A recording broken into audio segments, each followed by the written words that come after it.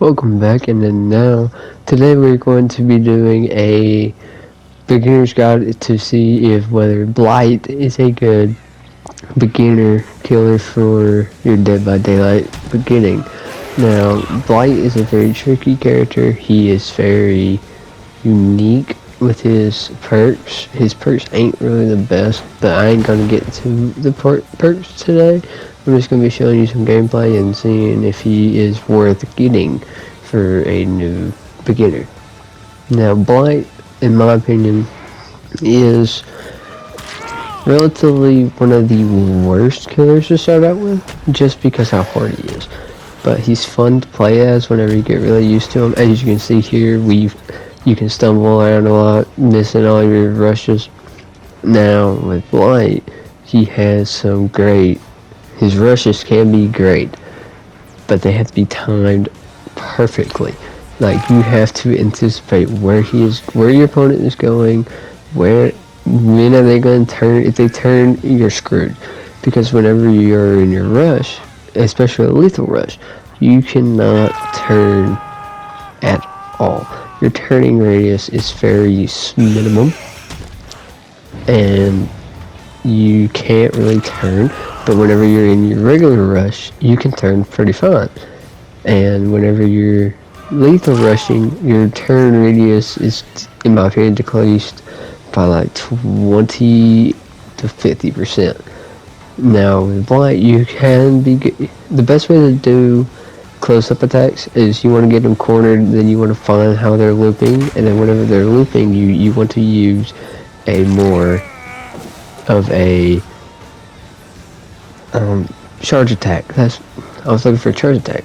But charge attack is more important to use whenever you're using Blight, because if they're going around a loop that's tiny, you could, instead of using your rush and wasting your rush, you can just pop them right there with a lethal, without even using your lethal rush. You can just loop around them, hold your trigger button, that is your attack button, hold it down, and then whenever you're close to it, release it. And then you could possibly get them right there. That's one of my favorite ways to do it. But with Blight, it's predictable just to know what you're going to be doing, because Blight's been out for so many years. I think he was one of their first killers, and if you look up who's the best killers, he's going to be ranked number 2 under the nurse.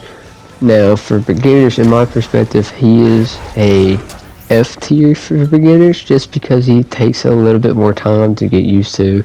He takes the rushes is a little hard to get used to, and with all the abilities that he doesn't really have, but he's really fun to play as whenever, like, even if you're coming out to him, like your first 5 games, maybe you may be cussing at Blight. That's really relative. You can cuss a character out in Dead by Daylight. I never thought I'd be doing it. And then your mind just be thinking of it, and it's like, I really hate this character. He is so god-awful. He is not fun to play as. Like, all my other favorite characters, like Jason with Michael, Chucky, if you play Chucky. Whoever plays Chucky, I don't see why not to use Chucky, but for Survivor's case, I don't get why you can't kick him. Just kick him down a flight of stairs. Chucky ain't going nowhere. I just punk kick him and run away and crawl over the fence. Chucky he ain't getting back up for a minute.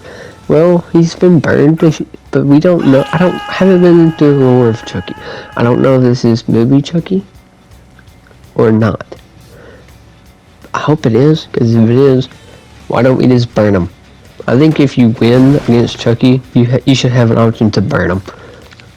Because in one of the Child's Play movies, he gets burned a lot. But this ain't about Chucky, this is about Blight. Now, Blight is pretty amazing in his own way. Now, with Jason, he has this ability to teleport around the map. But with Blight, you can run across the map. Now, mind you, you only have five times to use it, but you have to use it strategically.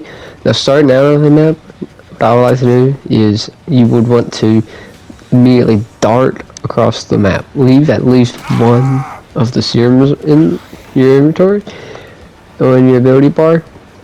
I wouldn't use all 5 to begin with, but that's what I prefer to do. We have so many other people you can go listen to or look it up on Google or just find out your own way by yourself. Either way, I'm fine with it because it ain't my gameplay. This is for you to have fun. Now, when you're having Blight, some issues may occur with if you're playing against good players when you come into this game with Blight, because Blight is hard to traverse with, especially if you're in an indoor map.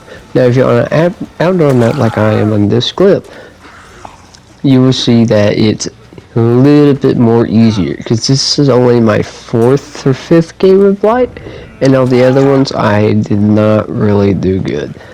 And this video, if I would have left it unedited, it would have been 15 minutes.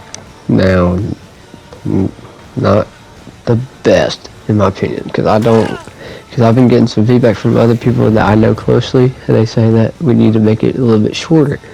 So I'm going to edit out all the some of the chases, some of the just me wandering around, and we're going to get right to the point of a day by daylight video. And now we're coming close to the end.